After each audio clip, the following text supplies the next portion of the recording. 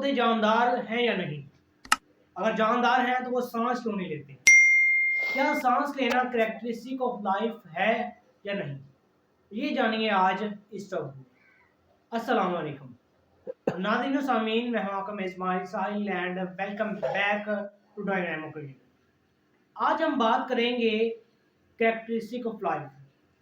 तो सबसे पहले इन पास हम देखें तो पौधे हमारे लिए ये एक क्वेश्चन राइज हुआ था कि पौधे जानदार हैं या नहीं, क्योंकि जानदार ये सांस लेते हैं, इसी वजह सांस लेना ये सबसे बड़ा हमारा क्वेश्चन था कि वो सांस क्यों नहीं लेते। अगर सांस नहीं लेते वो बेजान है, ये माना जाता था। लेकिन सम ऑफ बायोलॉजिस्ट आए, उन्होंने तमाम सूरत हाल को मद्देनजर रखते हुए ये लाइफ की करैक्टरिस्टिक दी कि अगर किसी जानदार में ये करैक्टरिस्टिक होंगी तो उनको हम लिविंग ऑर्गेनिज्म कह सकते हैं। अगर ना हुई तो वो नॉन लिविंग है।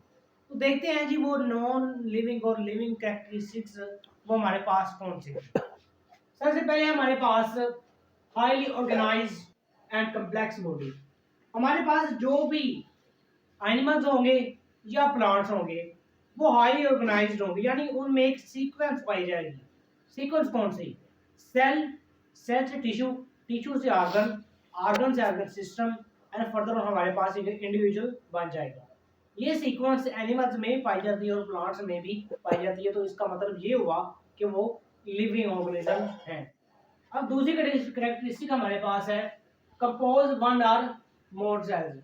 हमारे पास जो भी लिविंग ऑर्गेनिज्म होगा वो एक सेल पर भी मुश्तमिल हो सकता है, इसके साथ साथ ज्यादा सेल्स पर भी मुश्तमिल हो सकता है।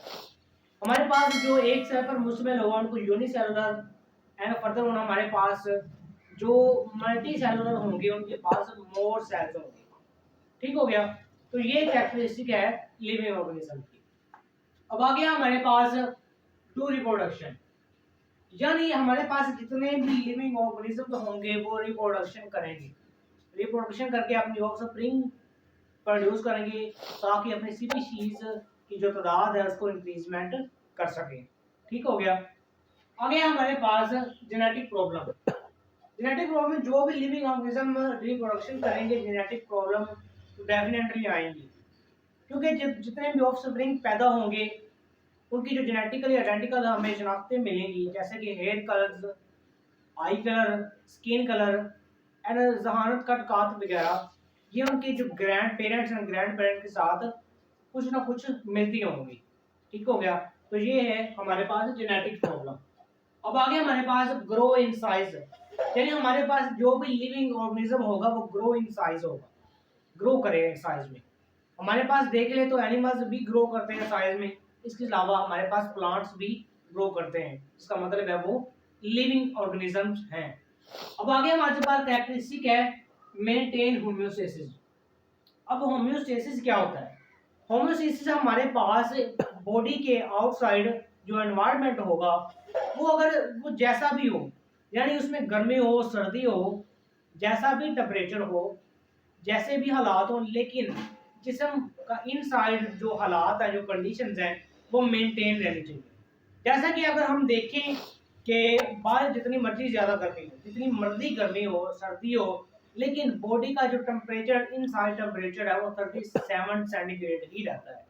तो ये होम्योस्टेसिस को मेंटेन कर रहे हैं, यानी बाहर जितने भी हालात जैसे भी हों तो अंदरूनी जो टेम्परेचर है, जो उनकी कंडीशंस हैं उनको मेंटेन हमारे पास होम्योस्टेसिस है।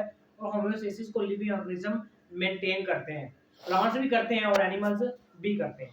अब आगे हमारे पास can occur and use energy, यानी जितने भी हमारे पास लिविंग ऑर्गेनिज्म होंगे वो एनर्जी यूज भी सबसे पहले तो हासिल करेंगे, उसके बाद उसको यूज भी करेंगे।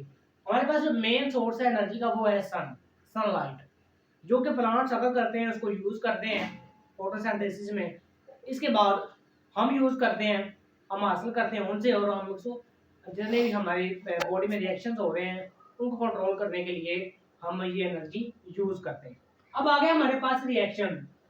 अब जितने भी लिविंग ऑर्गेनिज्म होगी उनके अंदर रिएक्शन चलेंगे, जैसे कि जितने भी हो गए एनाबॉलिज्म, कैटाबॉलिज्म, मेटाबॉलिज्म, ये तमाम की रिएक्शन उनमें ये अकर होंगे। जैसे कि हमारे पास हमें रिस्पिरेशन हो रही है हमें, और जो प्लांट्स हैं वो फोटोसिंथेसिस भी कर रहे हैं और रेस्पिरेशन भी कर रहे हैं। तो ये तमाम रिएक्शन उनमें अकर होंगे, जिसमें अकर होंगे वो लिविंग ऑर्गेनिज्म होंगे, ठीक है, वो एनिमल्स में भी और प्लांट्स में भी, जिसका मतलब है वो लिविंग ऑर्गेनिज्म है।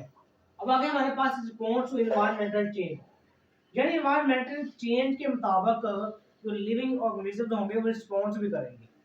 जैसे अगर देखा जाए कि बारिश सर्दी हो जाए तो हम रिस्पॉन्स करते हैं गर्म खुराक खाकर, गर्म कपड़े पहनकर, ये हमारा रिस्पॉन्स है। अगर बारिश ज़्यादा गर्मी हो जाए तो फिर हम क्या करते हैं, बारीक कपड़े पहन लिए और ठंडी ग़िज़ाएं खाएंगे। तो ये हमारा इन्वायरमेंट के चेंज के मुताबिक हमारा रिस्पॉन्स है।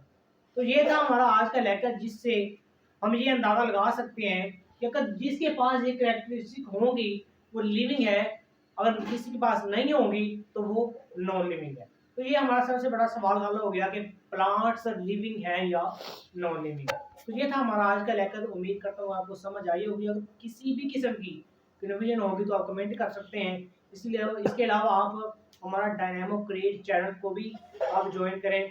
उसके अलावा हमारा फेसबुक पेज और फेसबुक पेज, इसके अलावा हमारा टिकटॉक अकाउंट, उसको भी फॉलो करें ताकि हर नई आने वाली वीडियो को नोटिफिकेशन आपको सबसे पहले मिल सके और सबसे पहले आप फायदा उठा सकें। ओके जी, अल्लाह हाफिज़।